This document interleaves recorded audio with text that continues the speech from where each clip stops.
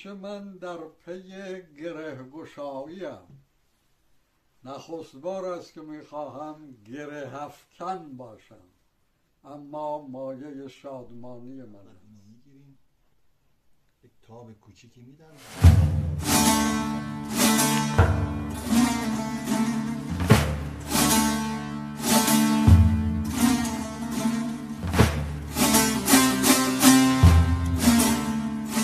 واژه صلح ناگفته روشن است که واژه‌ای تازی است، وام واژه است، چون در آن هم صاد هست هم هی جیمی که در آواشناسی زبان پارسی هیچ کدام از این دو جایی ندارد. برابر پارسی این واژه است آشنا که در شمار واژه‌های پایه پارسی است، همگان به کار میبرند. آشتی. هلند در یکی از نهادهای فرهنگی و فرمانرانانه کشوردارانه بر سنگی به زبانهای گوناگون این واژه را کنده بودند.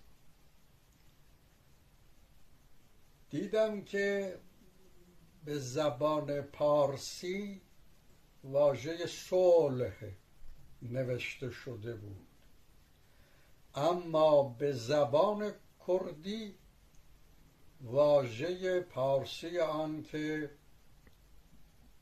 آشتی است. ما ایرانیان به گواه سرگذشتمان، پیشینه نیاکانیمان، خوی و خیب و رفتار و کردارمان، مردمانی بوده ایم و هستیم هنوز آشتی جوی، آرام خوی. تنها یک نمونه می آورم در استوار داشت این دید و داوری خویش. شما اگر شاهنامه را خوانده باشید دیده اید که هیچ نبردی در شاهنامه نیست که آغازگر آن ایرانیان باشند. همواره نبردها از سوی دیگران، دشمنان، کسانی که به این سرزمین سپند اهورایی تاخته اند آغاز گرفته است. همین نشانه آشتی جویی ایرانی است. ایرانی اگر ناچار نباشد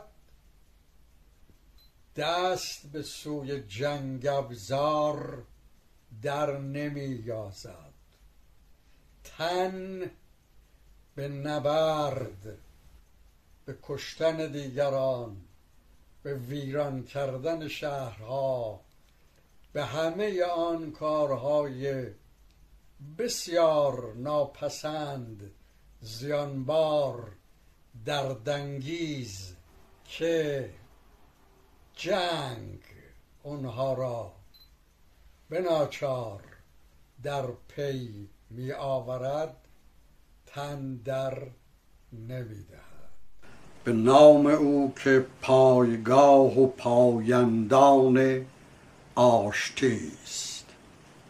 مایه شادانی و نازانی من است که در این کار گرامی و گرانمایه فرهنگی و هنری بهره می توانم داشت و گرهی بر بافته ای بهینه میتوانم زد که به پاس آشتی و آرامش و دوری از هر آنچه پلشت و پلید است و ناساز با خوی و خیبه خجسته آدمی بافته می شود. ما در این روزگار که آکنده از جنگ و آشوب و تباهی و ویرانی است، بیش از هر زمانی دیگر به آشتی نیاز داریم. باشد که این بافته همواره فرایاد ما بتواند آورد که ما آدمیان از هر تیره و تبار چون تار و پود به یکدیگر وابسته ایم و در هم تنیده. این گفتار کوتاه را با بیتی بلند، ارجمند، دلپسند از چکام سرای بزرگ ایران حافظ به فرجام می آورم. یک حرف صوفیانه بگویم، اجازت است ای نور دیده، صلح به از جنگ و داوری.